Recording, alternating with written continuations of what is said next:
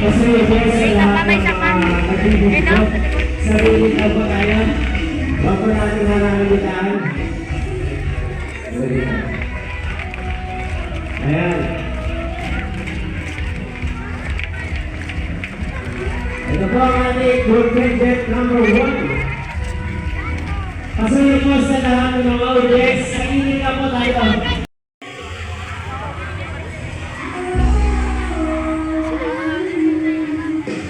Okay po, pasunin po sa lahat ng mga audience. Pangkas po muna tayo at hindi po makita ng ating judges sa ating mga dancers. Pasunin na lang po sa mga audience. Sa mga nagbibigyo, patras-atras po. Patras po tayo dito, hindi po makita ng ating judges sa likod. Sayang po ang kanyang performance kapag hindi po yung na-judge na maayos. Pasunin na lang po sa mga magulang natin. Patras po, patras. Ang ating judges po ay nandito po sa court. Hindi po makikita ang sayaw ng ating mga dancers na nandito po kayo sa harap. Buti pa kayo lumipat sa likod sa kabila sa lahat po. Pasunin po dito sa mga nagbibigyo po. Buti po kayo sa likod. Pasunin na po dito. Doon na lang po sa likod. Sayang po yung mga partner po ng ating mga anak. Baka hindi nakita ng judge.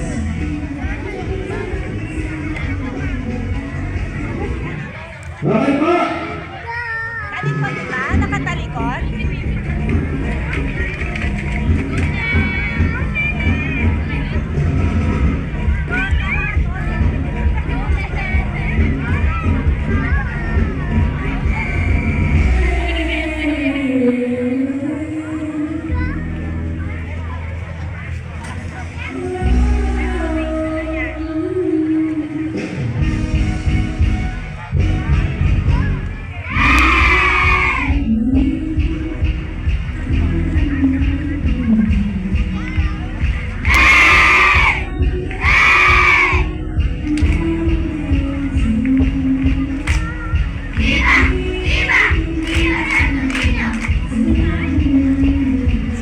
Pala yun?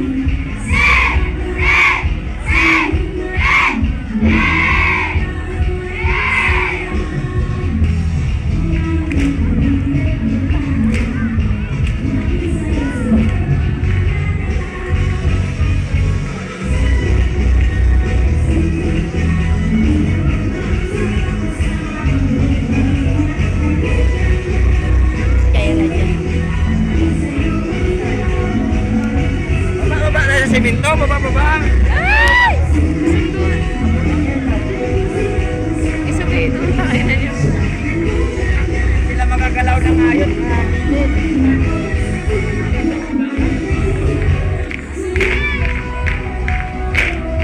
Okay po, masunod po muli sa ating mga nagbibigyo.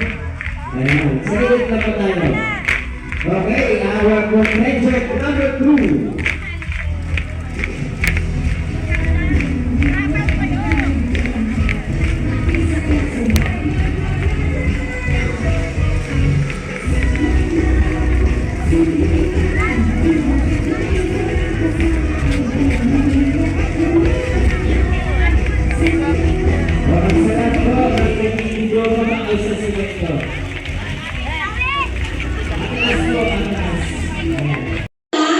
Ito ay tinawag na painsayo. Subalit mula nang manumulan si Kapitan Ariel C. Faa noong 2012, mas kinilala ito bilang Pasinaya Festival. Ang palay, saging, isda at niyog ang mga pangunahing yamang matatagpuan sa Kamatige na siyang nagsisilbing ikinabubuhay ng pagsisikap ng mga masisipag nating magsasaka at mangingisda. Isang tunay na salamin ng simpleng pamumuhay at dedikasyon ng mga Kamantigenyans para sa kinabukasan ng kanilang mga anak.